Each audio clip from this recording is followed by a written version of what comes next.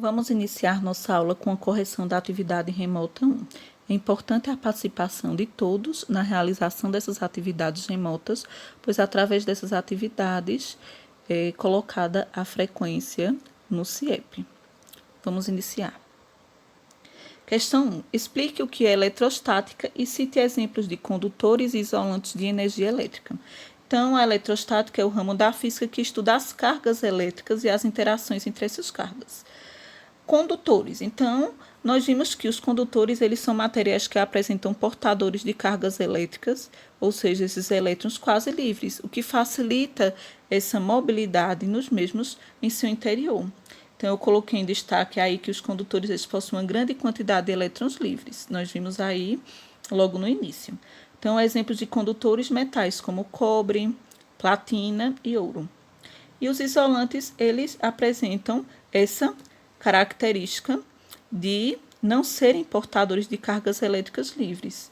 Então, materiais como borracha, silicone e vidro, caracterizando esses isolantes.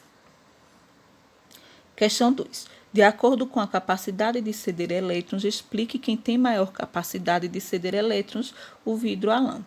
Então, nós vamos observar nessa tabelinha que também tem no livro de vocês, que o marfim ele tem uma maior capacidade de ceder elétrons quando comparado, por exemplo, com o vidro. Então, se atritarmos esses materiais, nós vamos ver que o marfim ele tem uma maior capacidade de ceder elétrons, logo, ele ficará com a carga positiva quando comparado com o vidro.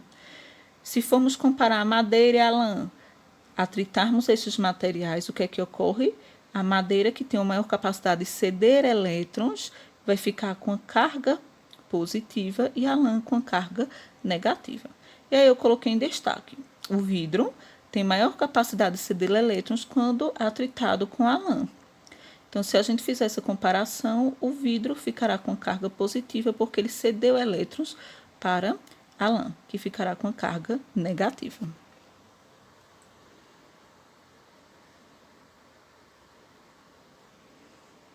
Questão 3.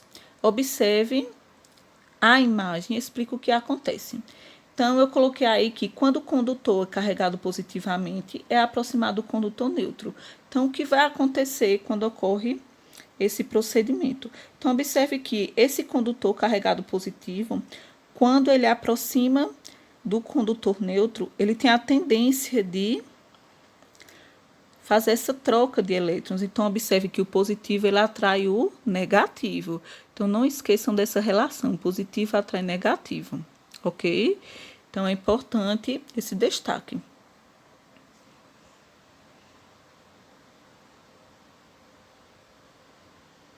Questão 4. Se o valor de uma carga equivale a 2 microcoulomb, eu quero que vocês destaquem essa questão. Quando nós trabalhamos com microcoulomb, nós estamos trabalhando com 10 a menos 6, ou seja, equivale a 2 vezes 10 a menos 6. E o trabalho realizado por a carga é de 6 vezes 10 a menos 4 joule, determina a diferença de potencial entre A e B. Então, a diferença de potencial vai ser igual ao trabalho entre A e B dividido por carga. Nesse caso, o trabalho foi de 6 vezes 10 a menos 4 joule, dividido por a carga, que está dada em microcoulomb, que equivale a 10 a menos 6. Então, nós vamos ter 6 vezes 10 a menos 4, dividido por a carga, 2 vezes 10 a menos 6. 6 dividido por 2 equivale a 3. E observem que nós estamos trabalhando com divisões de bases iguais. Então, repetimos a base 10 e subtraímos os expoentes. Menos 4, menos 6. Menos com menos mais, nós chegamos ao expoente 2. Então, 3 vezes 10 elevado a 2. Então, essa é a diferença de potencial entre A e B nesse exemplo.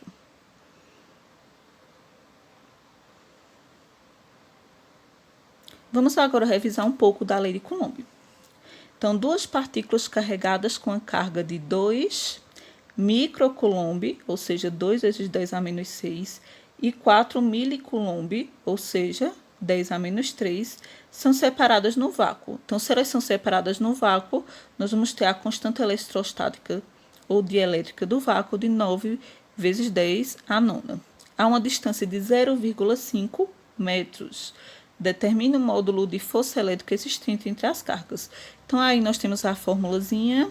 Então, essa força vai ser igual à constante de elétrica multiplicada por carga 1, multiplicada por carga 2, dividida por distância ao quadrado. E aí eu coloquei a distância em metros como destaque.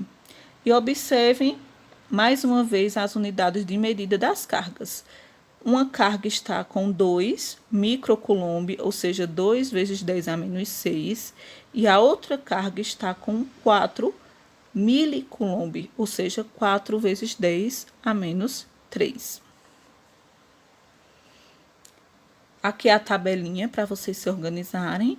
Então, milicoulomb equivale a 10 a menos 3, microcoulomb equivale a 10 a menos 6, nanocoulomb equivale a 10 a menos 9 e picocoulomb equivale a 10 a menos 12.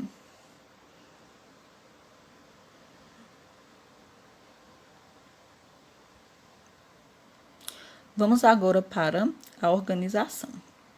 Então, vamos organizar os dados na fórmula. Então, a constante é de 9 vezes 10 a nona.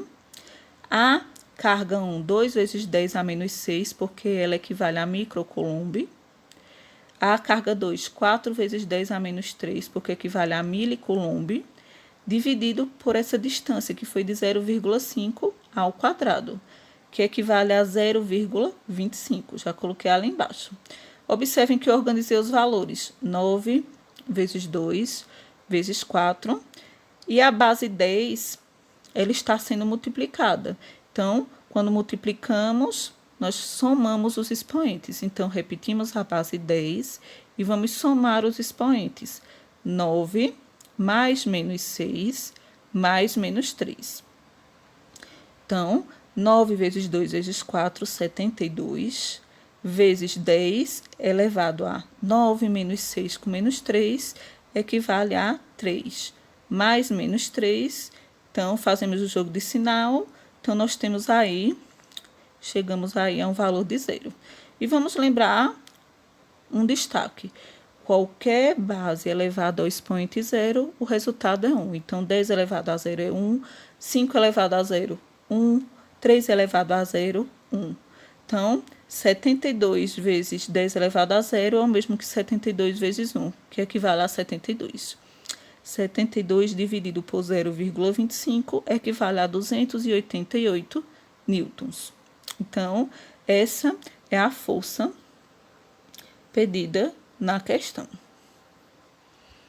Eu vou deixar uma atividade para vocês exercitarem esses conteúdos.